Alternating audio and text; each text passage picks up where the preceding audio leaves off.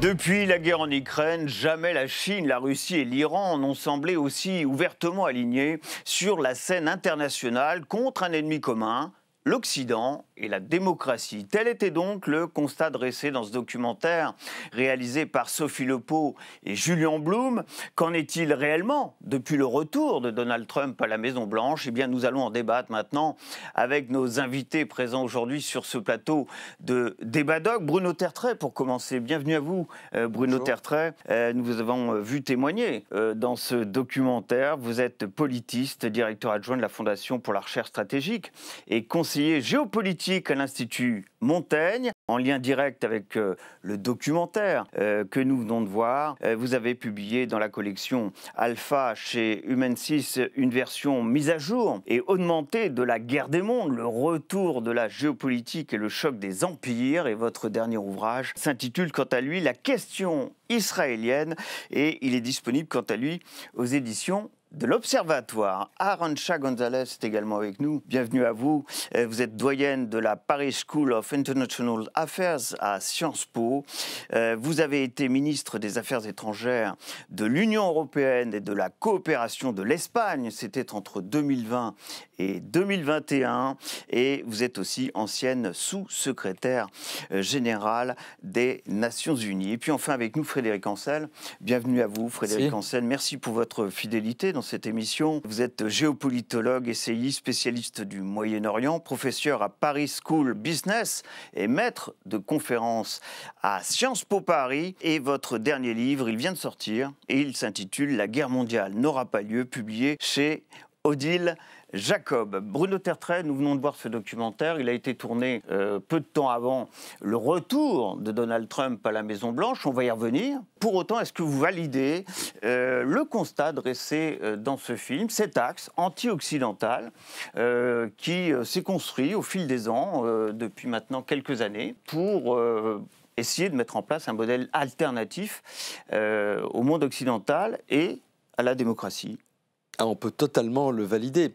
Je pense que ce que vous appelez un axe est effectivement très solide, que ces trois pays sont alignés mais pas alliés formellement, c'est-à-dire qu'il n'y a pas d'alliance de défense, d'engagement de défense de l'Iran envers la Chine, de la Chine envers la Russie. Donc etc. Alignement, mais pas pour autant alliance, dites-vous. Alors, pas une alliance au sens strict du terme. C'est-à-dire que on a vu que la Corée du Nord s'était engagée à défendre la Russie et réciproquement. Il y a un traité d'alliance entre les deux. En revanche, il n'y a pas le même traité d'alliance formel entre la Chine et la Russie, entre la Chine et l'Iran, entre l'Iran et la Russie. Mais ce qui se passe aujourd'hui, c'est effectivement la consolidation d'un axe ou d'un ensemble de trois pays qui était un peu le monde rêvé déjà par la Russie de Boris Yeltsin. On l'a oublié, mais Yevgeny Primakov, qui a été ministre des Affaires étrangères, puis brièvement Premier ministre de Russie, a été quelqu'un qui avait théorisé cette idée d'un axe anti-occidental. Nous sommes, nous, Russie, disait-il à l'époque, plus faibles que nous l'étions auparavant, nous avons besoin d'alliés.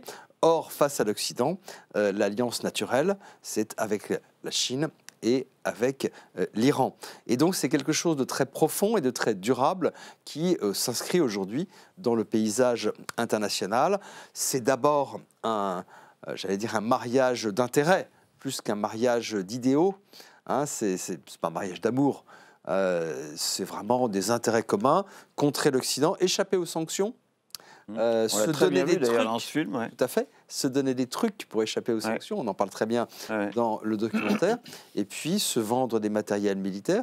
Tout ceci ne se fait pas forcément de manière coordonnée en permanence, mais en tout cas, ce trio très bien présenté dans le documentaire, il est aujourd'hui extrêmement solide. Est-ce que l'invasion de l'Ukraine par la Russie en février 2022 a accéléré en quelque sorte cette alliance en tout cas, cette quasi-alliance entre l'Iran, la Chine et la Russie? On a vu dans ce documentaire, on a rappelé dans ce documentaire que l'Union européenne était désappointée de voir la Chine ne pas condamner explicitement cette agression de la Russie en Ukraine. Ça a été un moment de bascule important? D'abord, je dirais que la colle qui unit les trois, c'est un sentiment anti-américain, plutôt qu'un agenda qu'ils auraient en commun. Sachant que les trois pays, c'est des trois pays très différents. L'un trop petit d'un point de vue économique et très petit d'un point de vue militaire, qui est l'Iran, l'autre très fort d'un point de vue militaire, très petit d'un point de vue économique, la Russie, et l'autre, la Chine, qui est fort à la fois dans l'économie et dans le militaire, qui a une vocation plutôt globale, tandis que les autres une vocation plutôt régionale. Donc, ces trois animaux très différents, simplement, ils sont unis par un désir de contrer ce qu'ils considèrent comme une hégémonie américaine, qui prédate la guerre en Ukraine, l'invasion russe en Ukraine, mais qui s'est accélérée à ce moment-là, aussi parce que c'est le moment où il y a eu toute une série de mesures qui ont été prises, notamment à l'encontre de la Russie, et qui ont fait réfléchir aux autres, et notamment à la Chine, sur leur faiblesse que l'interdépendance des États-Unis, à la fois commerciale, financière, aurait pour elle, si jamais elle voudrait prendre une mesure en Asie, notamment concernant les Taïwan, qui la mettrait en risque par rapport surtout aux États-Unis. Et je vais introduire cet élément parce que ce qu'on va discuter un peu plus tard dans cette émission, qui est les basculements américains, a un impact très très fort aussi sur cette Mais de toute façon, alliance anti-américaine, et pas seulement anti-américaine et anti-européenne. Il y a deux poids, deux mesures dans ce qu'on appelle les Occidentaux, du côté chinois, du côté iranien et du côté russe. Je crois que clairement du côté chinois, pas tellement du côté russe, mais du côté européen, la cible très claire aussi est la Russie. Par rapport à la guerre en Ukraine, la cible principale de l'Union européenne, et là où l'Union européenne a mis un effort considérable, et c'est normal parce que c'est les voisins d'à côté, c'est concernant la Russie. Que peut-on dire de plus sur ce constat dressé dans ce documentaire de ce qui a déjà été dit sur ce plateau à l'instant? C'est un exercice très difficile. Ouais. Alors, je souscris à ce qui a été dit. Alors, peut-être, pour la beauté du débat, deux nuances. Une nuance de forme, une nuance de fond. Nuance de forme. Quand on dit la revanche, d'une part, on parle de représentation revanchiste ou revancharde par rapport à ce qui a eu existé. Et puis, empire. Le terme d'empire, il n'est pas anodin, quand même. La Russie est très clairement un empire. Monsieur Poutine est un impérialiste au dernier degré. Là-dessus, il n'y a pas de problème. De toute façon, il le dit lui-même. Les frontières de la Russie s'arrête là où elle veut bien qu'elle s'arrête. Pour la Chine, on a un revanchisme, et c'est évidemment le siècle des humiliations, depuis la guerre de l'opium en 1839 et pratiquement jusqu'aux années 1930-40. C'est comme ça que l'historiographie chinoise fonctionne. D'ailleurs, entre parenthèses, c'est aussi vrai vis-à-vis de la Russie. Il ne faudra pas l'oublier à terme, notamment sur la Mandchourie septentrionale ou ce qu'on peut appeler aussi la Sibérie orientale. C'est un autre problème. Après, alors, la Chine fonctionne moins à la manière d'un empire historiquement parlant. Quant à l'Iran, c'est encore autre chose. La République islamique d'Iran, au pouvoir depuis 1979, fonctionne davantage comme une nation religieuse ou un pôle religieux, mais qui a utilisé le nationalisme pour se maintenir au pouvoir et qui, a priori, ne revendique pas de territoire outre ses frontières internationalement reconnues, sauf que les proxys, comme on les appelle, permettent évidemment à l'Iran un impérialisme moyen-oriental très important. Bon, ça c'était pour la forme. Sur le fond, je souscris à ce qui a été dit, j'irai plus loin. Bruno Tertrais disait qu'il n'y a pas d'alliance militaire, il a raison de le rappeler, mais je vais plus loin. Alignement oui, alliance non. C'est ça. Ce que j'ai retenu, ce que vient de dire Bruno alignement Tertrais. contre les États-Unis, ce qui a été dit là aussi, je le partage. Et même au-delà de ça, alignement antidémocratique, c'est-à-dire qu'on a là une détestation du système démocratique au-delà même des États-Unis, au-delà même de l'Europe.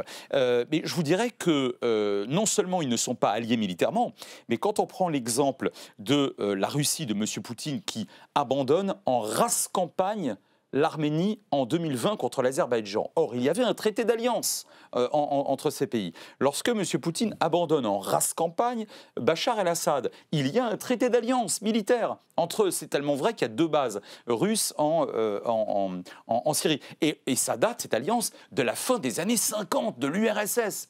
Quand on regarde à quel point M. Poutine est duplice, y compris donc vis-à-vis de ses alliés et de ses partenaires, on imagine difficilement qu'il interviendra en faveur de l'Iran si jamais il devait y avoir une montée de tension et en fait une véritable guerre, par exemple, entre l'Iran et Israël. Quant à la Chine, alors écoutez, juste d'un mot, la Chine a rappelé de manière assez forte ces 3 dernières années d'invasion russe en Ukraine qu'elle était ultra-conservatrice sur le dossier nucléaire. À chaque fois que M. Poutine brandit l'épée de Damoclès, en carton ou pas d'ailleurs, parce que pour l'instant il n'y a pas eu réellement de préalerte nucléaire, mais à chaque fois qu'il brandit des risques d'apocalypse, dont il rend bien évidemment toujours les Occidentaux et les Ukrainiens responsables, M. Xi Jinping le rappelle à l'ordre. Et ça me paraît quelque chose d'assez intéressant. Donc oui, je suis d'accord avec ce qui a été dit, avec voilà, assez 2 nuances près. Il y a quand même, je crois, chez ces 3 pays, une logique moi, que j'appelle néo-impériale, autrement dit, même si Frédéric Ancel a raison de le rappeler, la République islamique d'Iran, c'est un objet politique très différent de l'Empire perse, mais les nations, les pays ont de la mémoire. Cette mémoire est inscrite profondément. La Perse a été un empire, la Chine a été un empire, la Russie aussi. J'ajouterais peut-être, s'il fallait faire le compte total de ces néo-empires revanchistes, peut-être la Turquie, dans une certaine mesure aussi, parce que la représentation du monde qui est présentée par Recep Tayyip Erdogan, le président turc, c'est quand même celle d'un ancien empire qui veut retrouver sa place au soleil. Et puis, j'ajouterais peut-être des satellites autour de ce cœur de 3 pays très bien représentés.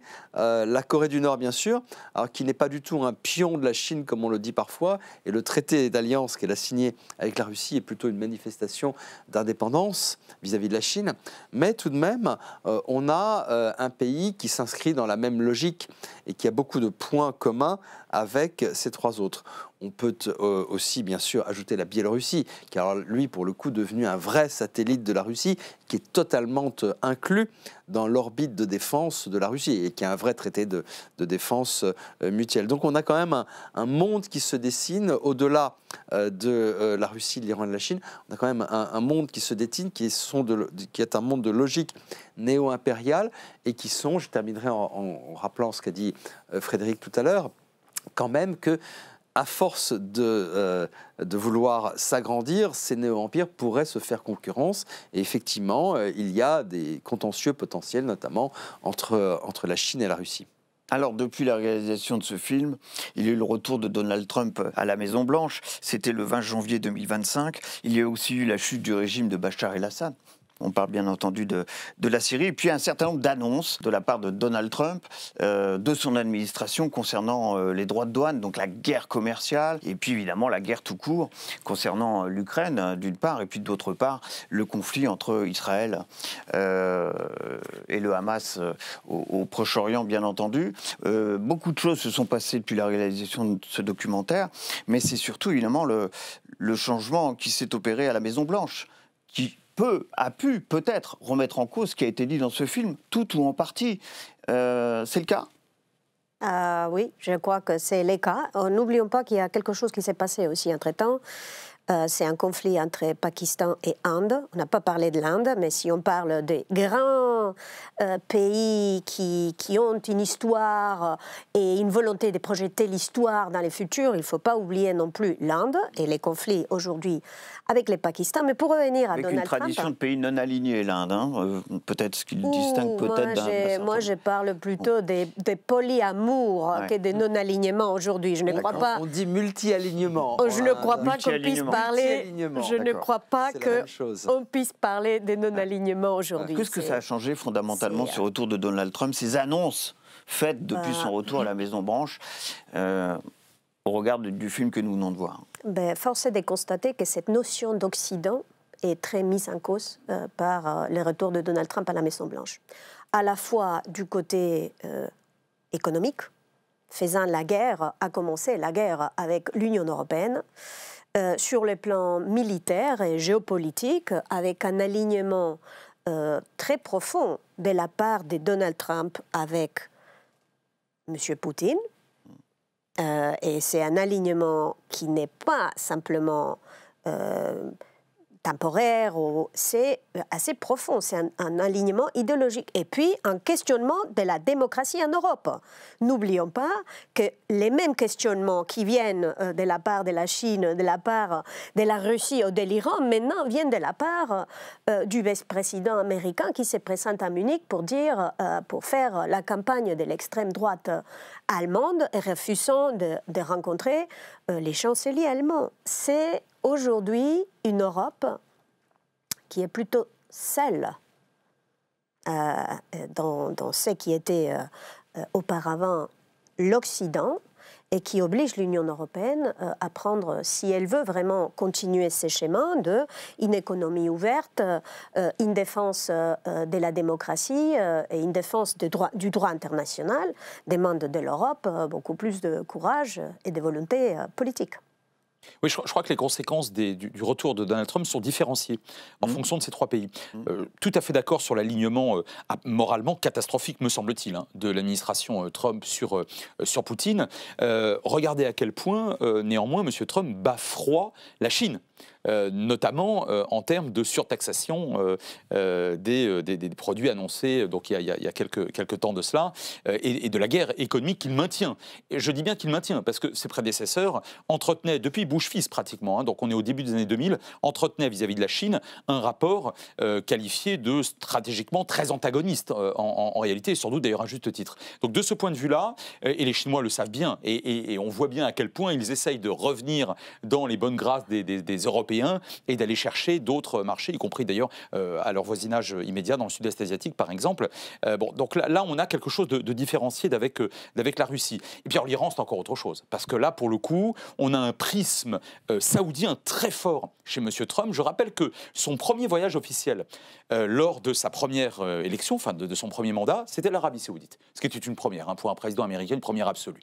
Là il y retourne et il a toujours considéré que l'Arabie Saoudite, notamment parce que c'est un pays considéré à juste titre comme extrêmement solvable, sans doute pour des années, voire des décennies, un pays qui va continuer, en tout cas selon les espoirs de Donald Trump, des espoirs fondés, à investir et à acheter énormément aux États-Unis, eh bien il faut défendre l'Arabie Saoudite. Israël, oui, mais c'est un cas un peu à part. Et par conséquent, l'Iran, considéré avec raison par Riyad, par l'Arabie Saoudite comme un danger, à plusieurs titres d'ailleurs, et notamment l'éventuelle nucléarisation de l'Iran comme un danger, comme un péril mortel en réalité pour l'Arabie Saoudite, encore une fois avec raison, ça je pense que Trump ne laissera pas faire. Et par conséquent, vous voyez, on a me semble-t-il, plusieurs combinaisons différentes, et donc on ne peut pas parler de bloc face à Donald Trump numéro 2, en tout cas pas sur les trois pays qu'on a travaillé sur le documentaire. On en est arrivé à se demander, la question est peut-être un peu naïve, si Donald Trump ne fait pas partie du clan des autocrates qui sont évidemment bien mis en avant dans ce documentaire, que sont Vladimir Poutine, Xi Jinping. Oui, mais je crois que vous mettez le doigt sur la question. Je crois que vous mettez le doigt sur la question essentielle, à savoir, est-ce que l'Amérique de Trump est en train de devenir un néo-empire comme un autre? Autrement dit, est-ce que la manière dont Trump se comporte, est-ce que ses objectifs affichés dès son message sur l'état de l'Union fin janvier, est-ce que ce n'est pas en train de faire de l'Amérique quelque chose de différent, qui n'est plus dans cette culture commune occidentale que nous avons parfois un petit peu exagérée, mais en tout cas qui est une réalité et qui n'a d'ailleurs, à mon sens, pas totalement disparu. C'est quand même, l'Amérique de Trump, c'est la moitié de l'Amérique, pas plus. Mais lorsque vous avez un pays comme les États-Unis qui annonce une volonté d'expansion territoriale en disant nous devons renouer avec le rêve de nos fondateurs, celle d'une expansion naturelle, la destinée manifeste de l'Amérique. Le Canada, pourquoi n'est-il pas aux États-Unis, un nouvel État des États-Unis? Le Groenland devrait appartenir aux États-Unis, le canal de Panama, etc., etc. Vous avez, dans les faits, une logique expansionniste, en tout cas un désir d'expansion territoriale qui fait qu'il est tout à fait légitime de se demander si l'Amérique de Trump n'est-elle pas en train de devenir un néo-empire comme un autre. Alors bien sûr, la question, l'Amérique est-elle un empire? Elle est vieille elle existe depuis 1945. C'est une très vieille question. Les politistes et les géopolitologues ont différentes manières d'y répondre. Mais là, ce qui est intéressant, c'est qu'on a un discours, en tout cas, Peut-être pas des actes, on verra. Mais en tout cas, un discours chez Trump qui ressemble à celui d'un Poutine ou d'un Xi Jinping. Est-ce qu'on n'est pas tout de même sur une réaction à chaud? Est-ce que le temps de la géopolitique n'est pas un temps long? Et est-ce qu'on n'est pas un peu en train de surréagir du côté occidental, et notamment du côté de l'Union européenne, par rapport à ce qu'ont été les déclarations, première prise d'initiative de Trump et de son administration? Non, je ne crois pas qu'on est en train de surréagir et je ne crois pas qu'on puisse sous-estimer les dommages faits déjà par les déclarations, mais il n'y a pas que des déclarations.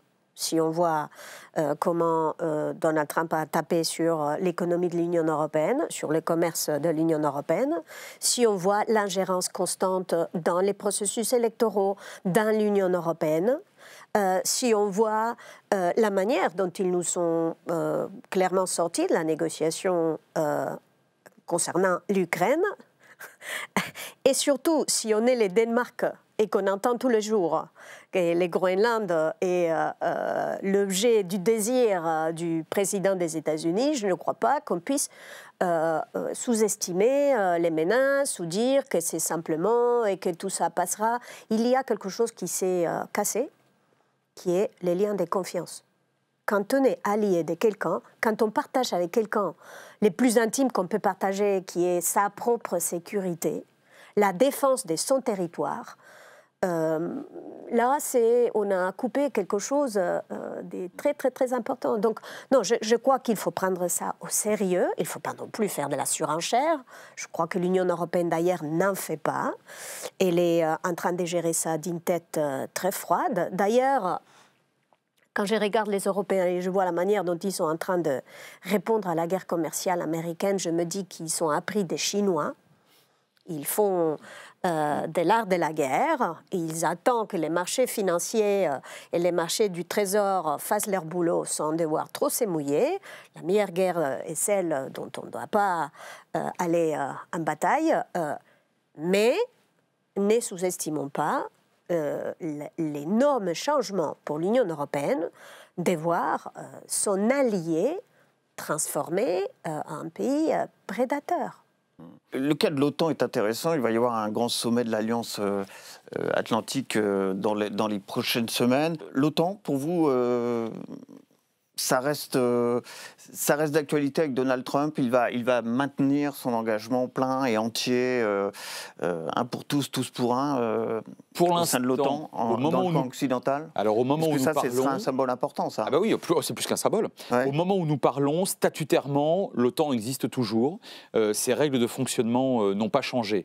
Je ne sais pas dans quelle mesure M. Trump ne va pas vouloir la vider de sa substance. Il peut très bien ne pas en sortir avec pertes et fracas, mais enfin, s'il la vide de sa substance, c'est 80-85%, peut-être même davantage, des hommes, des moyens financiers, des matériels qui correspondent à l'OTAN. Donc je pense, comme Mme Sanchez, que les Européens réagissent bien sur le plan économique. D'ailleurs, ils ont réagi assez bien sur le plan énergétique et même finalement politique, la Hongrie étant un cas à part, depuis l'invasion de l'Ukraine par la Russie globalement. Seulement, moi, je suis de ceux qui considèrent que ça ne suffit plus. C'est-à-dire que là, sur le plan économique, ce qu'on sait faire depuis le traité de Rome de 1957, dont je rappelle qu'il est à vocation économique. L'Europe est un objet économique fondamentalement au départ, hein, même si c'est un peu politisé. Je pense que là, on doit maintenant basculer dans l'autre dimension, c'est accepter de nous agglomérer l'autre dimension de la puissance, la primordiale. C'est un vieux géopolitologue qui vous parle, je le crois, elle est primordiale, c'est la dimension politique. Qui dit politique, des militaires.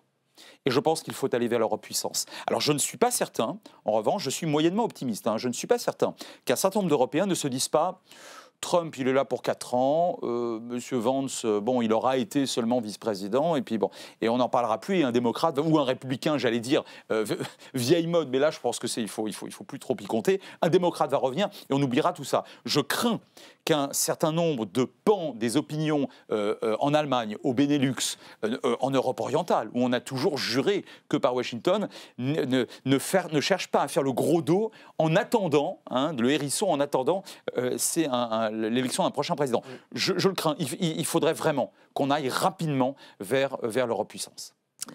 Au fond, moi, je crois qu'Emmanuel Macron avait raison en octobre 2019 lorsqu'il disait, il parlait de la mort cérébrale de l'OTAN. En fait, il parlait de l'Alliance Atlantique. Il faisait une distinction entre l'OTAN, l'organisation militaire, et l'Alliance Atlantique. C'est-à-dire, qu'est-ce que c'est au fond d'être des alliés? Des alliés de l'Amérique de Trump, c'était Trump à l'époque, des alliés aussi de la Turquie d'Erdogan. Pourquoi est-ce qu'il disait ça? Parce qu'en gros, sur la Syrie, on était en désaccord frontal, nous Français, avec nos alliés américains et turcs. Et cette dichotomie, finalement, elle existe pleinement aujourd'hui. À savoir que l'OTAN, je suis d'accord avec Frédéric, l'OTAN, en principe, sur le papier, tout va bien. Les Américains ont maintenu leur engagement. En revanche, l'Alliance Atlantique, qui était censée être une alliance à la fois d'intérêt et de valeur, on peut se demander effectivement si elle existe toujours. Et là, je crois qu'il s'est quand même passé, à cause du premier mandat de Trump, un basculement mental dans la tête de la majorité, pas tous, mais de la majorité des Européens. Autrement dit, parce qu'on a déjà vécu le premier mandat de Trump, on sait que là, on ne peut plus faire comme si les choses pouvaient reprendre, j'allais dire, le cours normal, si tant est qu'il y ait un cours normal des relations internationales. Mais le cours normal des choses qu'on a connu qu'à une histoire compliquée, mais quand même de vrais alliés européens et américains. Et je crois que du côté européen, les choses sont en train de basculer vers, on ne peut plus se reposer entièrement sur les Américains. Nous devons partir du principe qu'ils pourraient casser le contrat de confiance transatlantique. Mais vous avez bien fait de mentionner le sommet de l'OTAN de la fin juin. C'est là que tout se déterminera par l'attitude personnelle de Trump. J'allais dire presque son langage corporel, ses discours, ses sorties. Là, ça sera vraiment une étape très importante. Vous évoquiez tout à l'heure la conférence de Munich qui a eu lieu en février 2025. C'était le vice-président américain qui avait pris la parole. Et il avait laissé tout de même entendre qu'il entendait, et son pays entendait, briser les alliances de Poutine avec la Chine, l'Iran et la Corée du Nord. Sortir la Russie et essayer de déconnecter la Russie de la Chine, est-ce que ça fait partie néanmoins des objectifs affichés par l'administration américaine aujourd'hui? Je crois qu'on affiche à l'administration américaine une stratégie qu'à mon avis, elle n'a pas.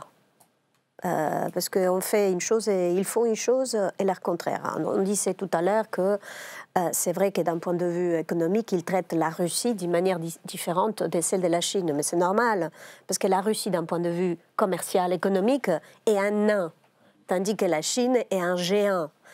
Mais moi, j'attends de voir comment se termine cette négociation entre la Chine et les États-Unis concernant les volets commerciaux et économiques. Et à mon avis, ils vont finir par se mettre d'accord parce qu'ils sont en interdépendance et que les Américains commencent à sentir l'impact des mesures qu'ils ont prises contre la Chine, comme les Chinois commencent à sentir les mesures prises contre les Américains. Donc, je n'accorde pas trop d'importance à ça. Je crois qu'aux États-Unis, ils n'ont pas de stratégie. Ils shootent dans toutes les directions. Il y a des différents clans autour du président. Après, il y a ce que le président décide de faire lui-même, par-dessus ce que les différents clans voudraient. Et nous, on essaye de rationaliser ceci comme s'il y avait une grande stratégie derrière. La seule chose qui est claire dans tout ce qu'on a entendu de la part de cette administration, je distingue l'administration des États-Unis, c'est une certaine détestation vers l'Union européenne, un mépris vers ces modèles qui représentent l'Union européenne, qui est certes aux antipodes de ce qui représente cette administration américaine. Sur ça, ils sont au clair. D'où la solitude que vous avez évoquée concernant l'Union européenne, peut-être aujourd'hui. Oui, effectivement. Ça sera le mot de la fin. Je ne crois pas qu'il y ait une sous-couche stratégique ou philosophique chez M. Trump. Ça, j'en suis tout à fait convaincu. En revanche, il n'essaye pas de nous faire une Kissinger, par exemple, qui avait essayé de détacher la Chine du bloc communiste en 72. Alors ça sera encore à démontrer. Je ne suis pas certain que M. Trump sache qui est M. Kissinger. En revanche, je pense qu'il y a un nord de sa boussole, comme je dis souvent, c'est le mercantilisme absolu. Il pense qu'effectivement, M. Trump, il a du business à faire avec la Russie. Et de ce point de vue-là, il s'agit de sacrifier une Ukraine dont le volume d'échange avec les États-Unis était ridicule il y a 3 ans, 4 ans de ça, alors qu'il pense, M. Trump toujours, qu'avec M. Poutine, il pourrait faire des affaires extrêmement juteuses et peut-être même plus juteuses encore qu'avec l'Union européenne. Il y a toujours aux États-Unis, mais en Europe aussi, y compris en France, des gens qui rêvent de détacher la Russie de la Chine, comme si c'était nous qui avions jeter la Russie dans les bras de la Chine. J'emploie un vocabulaire qui est celui des tenants de cette thèse. C'est vraiment méconnaître, ce qui est très bien expliqué dans le documentaire, la convergence d'intérêts, la solidité des liens qui ont été tissés depuis 25 ans, pas seulement depuis quelques années, mais depuis 25 ans, par Moscou et Pékin. Et franchement, espérer séparer la Russie de la Chine au bénéfice de l'Amérique ou de l'Europe, pour ceux des Européens qui en parlent, c'est une sorte de fantasme géopolitique qui n'a, à mon avis, absolument aucun sens et qui fait fi tout simplement d'une chose très simple, c'est que la Russie est un grand pays qui a ses propres intérêts et sa propre stratégie et elle ne veut plus aujourd'hui se rapprocher de l'Europe. Ben, ça sera le mot de la fin. Vraiment un grand merci tous les trois d'avoir participé à ce débat doc aujourd'hui après ce documentaire sur cet axe anti-occidental qui nous a été décrit dans ce film. Vos réactions, ça sera sur #DébatDoc. Merci à Félicité Gavalda, Yasmine Benaïssa qui m'ont aidé à préparer cette émission. Je vous donne rendez-vous pour un prochain débat doc. Ça sera bien sûr avec son documentaire et son débat. À bientôt.